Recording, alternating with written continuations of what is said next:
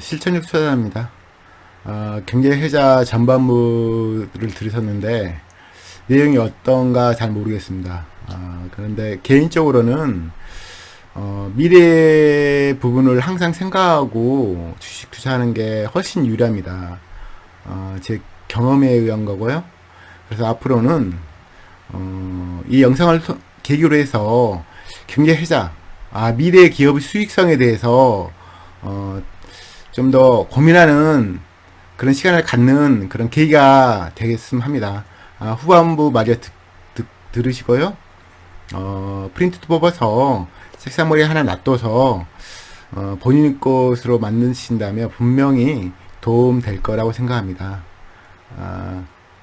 아무튼 어려운 장이지만 화이팅 하도록 하죠. 감사합니다. 경제적 해자는 양적인 면 그리고 질적인 면에서 만족스러워야 되고요. 그 이제 어떻게 보면 경쟁 우위로 표현되는데 경쟁 우위가 있다 하더라도 지속력이 있다는 전제하에 경제 해자가 있다는 거거든요. 그래서 경제 해자는 양적인 면, 질적인 면 만족하고 경쟁 우위가 있대 그 지속 가능성이 있는 기업에 한해서 경제 해자가 있다고 말한 거거든요. 그래서 크게 보면 경쟁 우위의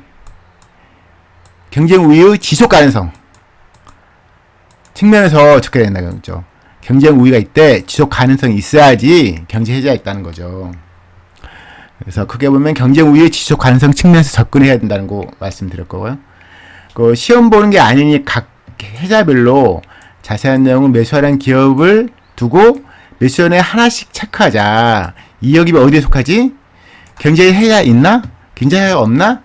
경제가 없더라도 어디에 속하지? 경제가 있으면 어떤 경제사가 있느냐? 그 이야기를 매수하기 전에 그런 결론을 미리 내리면 그 종목이 올라갈 때라든지 주가 올라갈 때든지 내려갈 때 흔들리지 않고 보유할 수 있는 그런 바탕이 되는 부분이 있거든요. 그리고 경제해자 부분 5가지 이전에 말씀드렸는데요. 첫째는 무형자산. 보이지 않는 자산이잖아요. 무형자산이 있겠고 두 번째는 비용 우위, 세 번째는 전환 우위, 네 번째는 네트워크 효과, 다섯 번째는 효율적 규모인데요. 무형자산도 크게 3가지 말하면 브랜드가 있느냐 딱 보면 생각나잖아요. 어떤 기업 있죠? 나이키가 있잖아요. 그럼 브랜드 때문에 비싼 가격 주는 거잖아요.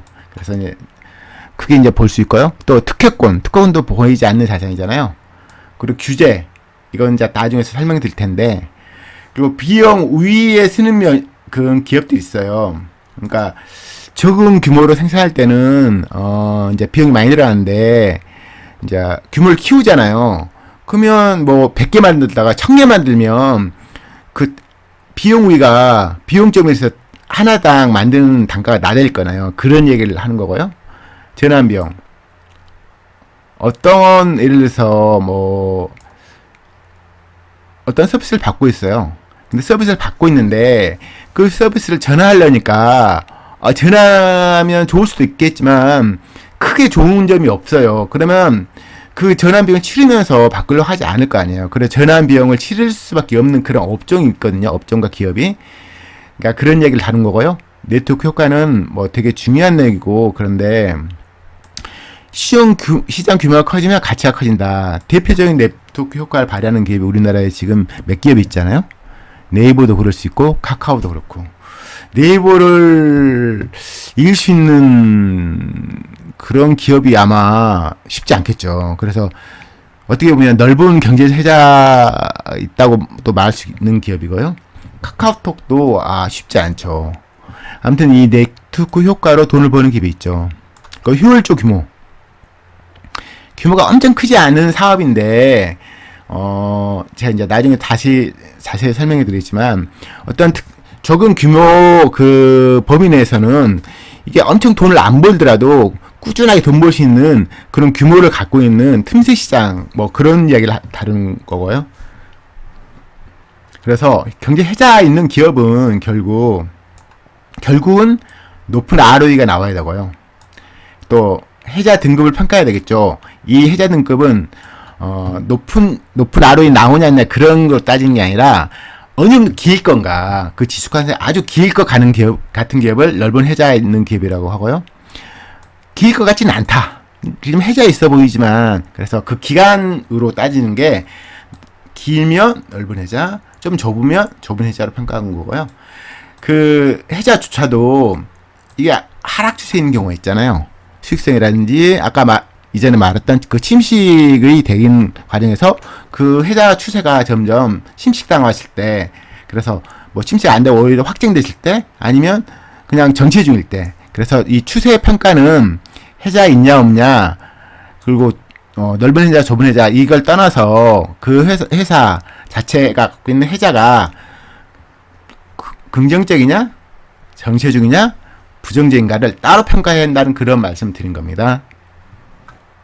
그리고 저희가 어떤 종목 매수할 때 이렇게 구분해 주면 되게 아마 유리할 거예요. 그런 측면에서 지금 이런 이야기를 나누고 있고요. 저희가 매수하려는 기업이 다음 9가지 중에서 어느 상황 종목인가 인식한 게 중요 이렇게 했거든요. 만약 어떤 종목을 다뤄요. 근데 해자가 없어요. 아까 말한 것처럼 수익성에서 안 나고 뭐 그럴 경우 뭐 미래에도 계속 안 날 확률이 높잖아요. 그래서 보통 해자가 없다고 드는데요. 해자 없는 종목도 그런데 일시적으로 돈을 잘 벌 수가 있어요. 을기업이다 하더라도 갑자기 수수가 많이 들어올 수 있잖아요. 특히 이제 반도체 이런 종목은 대부분 해자가 없는데 그러면 수익성이 엄청나게 좋아지잖아요. 당분간은 좋아질 확률이 높으니까. 그럴 때 보통 긍정적 추세라고요. 해자가 없는데 뭐 크게 변화가 없는 상황, 그걸 보통 안정적 추세라고 하고요. 해자가 없는데 수익이 더 안 좋아져요. 안 그래도 해자가 없는데. 그래서 그런 상황을 부정적 추세라고 해요. 이 세 가지는 해자가 없지만 해자가 없는 기업이 불고 잘 보는 기업은 긍정 추세, 그냥 정치인 상황을 안정적 추세, 더 안 좋아진 상황, 그걸 부정적 추세라고 하죠. 물론 이 경우에도 너무 싸다. 0. PBR 0.1이에요. 근데 자산은 안 없어지니까 적자는 안 나고. 그럴 경우 뭐 시총이 뭐 500억인데 현금이 막 몇천억이야. 그럴 수도 있잖아요. 그럴 경우에 살만한 가치가 있겠죠. 그렇지만 살만한 가치 있는 거고 이 판단 9가지 중 어떤 상황인가를 판단하면서 매수하는 건 좀 다른 문제니까요. 저희는 지금 돈을 다루는 작업하니까 좀 더 이성적으로 객관적인 판단하는 게 좋겠죠. 그러면서 이제 정리된 지식은 계속 테스트하는 과정을 거치다 보면 완전히 자기가 되고 좀 확정된 그 자기식으로 경험으로 남는 거니까요. 훨씬 좋다고 생각합니다. 그 다음에 좁은 해자인데 넓은 해자는 아니지만 이 좁은 해자조차도 긍정적일 때가 있잖아요. 되게 돈 잘 벌고 넓어지고 확장될 수도 있잖아요. 그래서 긍정 추세, 좁은 해자도 큰 변화가 없는 안정 추세, 좁은 해자조차도 침식당하는 그런 과정을 거치면 부정적 추세 되면서 수익성도 떨어지잖아요. 그래서 이제 세 가지 거칠 수가 있고요. 물론 저희가 우리나라 같은 경우 좁은 해자가 많아요. 넓은 해자는 아직 몇 종목 안 되겠죠. 그렇지만 그런 종목 살 수도 있잖아요. 넓은 해자만 살 수 없으니까. 그러지만 이제 좁은 해자 중에서 긍정적 추세 있는 기업을 사는 게 당연히 낫겠죠. 그래서 기업 가치 이렇게 증가하더라도 주가만 최근에 이런 게 많잖아요. 제가 조만간 언급하겠지만 좁은 해자예요. 그래서 기업 가치 계속 증가해요. 근데 주가를 이건 이제 기업 가치 이건 이제 주가라면 계속 따라가다가 갑자기 주가 이렇게 폭락하는 기간 있잖아요. 그러면 이 기업 가치하고 이 주가하고 갭이 커지잖아요. 이게 갭이잖아요. 이게 갭이 너무 커져요. 그러면 이걸 먹는 게 가치 추세잖아요. 그쵸? 그리고 넓은 해자도 긍정적인 추세, 더 좋아지는 상황이 있을 수 있잖아요. 그리고 넓은 해자인데 이제 안정화 추세인 종목, 넓은 해자인데 부정적으로 넓은 해자인데 불구하고 침식당하고 이런 과정 거치며 부정적으로 되면서 수익성 떨어지잖아요. 그래서 넓은 해자도 세 가지 경우일 수가 있겠죠. 당연히 저희들은 이제 이런 추세가 좋죠. 당연히. 그다음 해자 추세, 이제 해자를 판단 내렸어요. 해자 있다고 쳐요. 그 좁은 추세, 넓은 추세 판단 내렸어요. 근데 그 이제 이 추세에 긍정적이냐 안정적이냐 부정적인 추세를 위한 체크리스트라는 게 있거든요. 그래서 해자 기업의 해자 원천이 뭔가 5가지 말했잖아요. 파가시고 일반적으로 양적인 추세와 관련된 질문을 드릴 필요가 있고요. 해자 원천의 질적인 추세와 관련된 질문이 드릴 필요가 있죠. 이거 자세한 내용이 있는데 여기까지는 하면 너무 길어지니까요.